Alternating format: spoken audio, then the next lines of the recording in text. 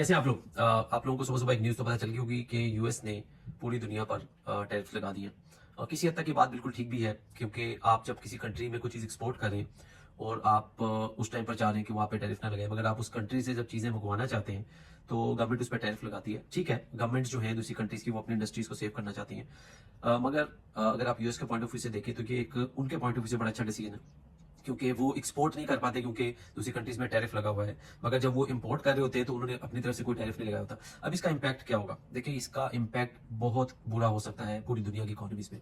First of all, US जो है दुनिया की बहुत बड़ी इकोनॉमी है और बहुत सारी कंट्रीज की जो मेन डेस्टिनेशन है एक्सपोर्ट्स की वो यूएस होती है।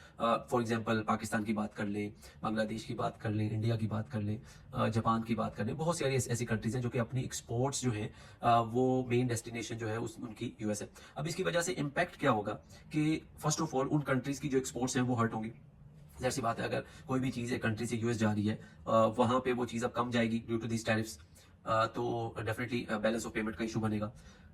इसकी वजह से क्या होगा कि जब एक साइकिल आपका रुकेगा, कोई भी इंडस्ट्री है, तो उसकी वजह से एक सेकेंडरी वेव आएगी जो कि शायद उनके बैंकिंग सेक्टर के ऊपर इंपैक्ट करे, डिपेंडिंग अपॉन कि उस कंट्रीज में उस सेक्टर ने जो कि मेनली इंपैक्ट हो रहा है कितने फाइनेंशियल रिसोर्सेज लिए हुए हैं बैंकों से। इसी तरह ही जो कॉस्ट ऑफ लिविंग है वो थोड़ी सी महंगी हो जाएगी, क्योंकि आप जिस तरह से चीज़ें भेज रहे हैं किसी कंट्री में, ठीक है जी, अब उसी तरह अब आप चीज़ मंगवाएंगे तब भी आपको वो चीज़ महंगी पड़ेगी। तो ये सारा इम्पैक्ट ना सिर्फ यूएस के ऊपर बल्कि दूसरी जो इकोनॉमीज है उस पर भी पड़ेगा। कॉस्ट ऑफ लिविंग ना सिर्फ मैंने आपको जैसे बताया कि यूएस के अंदर महंगी होगी, बल्कि जो दूसरी कंट्रीज हैं इंक्लूडिंग एशियन कंट्रीज, वहां पे भी कॉस्ट ऑफ लिविंग बढ़नी शुरू हो जाएगी। और इसका एक इम्पैक्ट रिसेशन की सूरत में भी आ सकता है। रिसेशन क्या होता है कि जब ग्रोथ जो होती है, इकोनॉमी की ग्रोथ है, वो प्लस में जाने की बजाय नेगेटिव में जानी शुरू हो जाए। जैसे मैंने आपको बताया कि एक्सपोर्ट्स अगर एक कंट्री कई सालों से कर रही है, पता चले कि वो एक्सपोर्ट ही श्रिंक हो गई है, तो क्या इसका मतलब है कि आपकी ग्रोथ जो है, अगर वो मेजर पार्ट है, तो वो ग्रोथ आपकी ओवरऑल कंट्री की श्रिंक करेगी। तो इन चीज़ों के ऊपर जो है आपको जब भी आप इन्वेस्टमेंट करें इसको बड़ा सोच समझ कर करें, क्योंकि ये कोई नॉर्मल टाइम नहीं है। एक रिपोर्ट में पढ़ा था, उसके मुताबिक ये वाला टाइम 1910 के बाद तकरीबन 125 साल के 20 साल के बाद ये टाइम दोबारा आया है, 15 साल के बाद, 115 साल के बाद, कि जहाँ पे टैरिफ जो है वो दोबारा से रेसिप्रोकल लगाए गए। तो आप अंदाजा लगा लें कि दुनिया ने एक बहुत अच्छा टाइम पीरियड गुजारा जहाँ पर एक कंट्री इंपोर्ट कर रही थी, टैरिफ्स के इशू नहीं थे, और जो दूसरी कंट्रीज थी, जो एक्सपोर्टिंग कंट्रीज थी, उन्होंने रेसिप्रोकल टैरिफ्स लगाए हुए थे।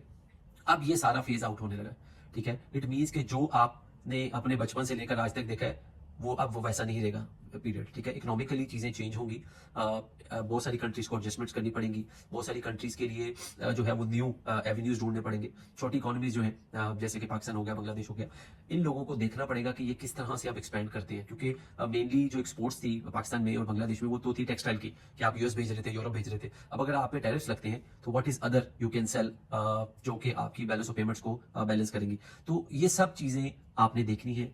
अच्छा, एक और इम्पैक्ट जो इस टैरिफ्स का हो सकता है वो आपकी करेंसी पे हो सकता है। डेफिनेटली आप इंपोर्ट कर रहे हैं मगर एक्सपोर्ट्स आपकी कम हो रही है, तो क्या होगा कि आपकी बैलेंस ऑफ पेमेंट जब इम्पैक्ट करेगी तो उसकी वजह से सीधा इम्पैक्ट आपकी करेंसी के ऊपर आएगा और करेंसी डेप्रिसिएशन होने के चांसेस भी बढ़ जाएंगे।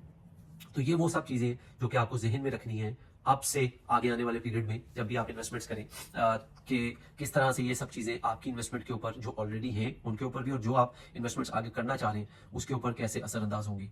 डिसीजन आपने सोच समझ के लेना है। This is not a normal time for trade related behaviour, ठीक है जी। बहुत सारी ऐसी चीज़ें थी जो समझा जा रहा था कि ट्रंप शायद डरा रहे हैं, करेंगे नहीं, बट उन्होंने ये डिसीजन लिया है जो टैरिफ्स वाला, और it was across the board, किसी सेलेक्टेड कंट्री को पकड़ के नहीं किया उन्होंने। यूरोप पे, यूके पे, जापान पे, ये मतलब they are the very close allies समझे जाते हैं यूएस के, उन सब के ऊपर रेसिप्रोकल टैरिफ्स लगाए हैं, ताकि जो है वो अपनी कंट्री के लिए कुछ फायदेमंद काम कर सके।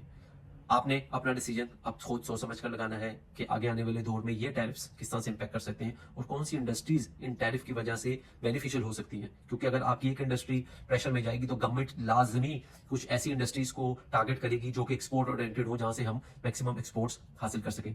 आपने सोचना है, समझना है और डिसीजन लेना है।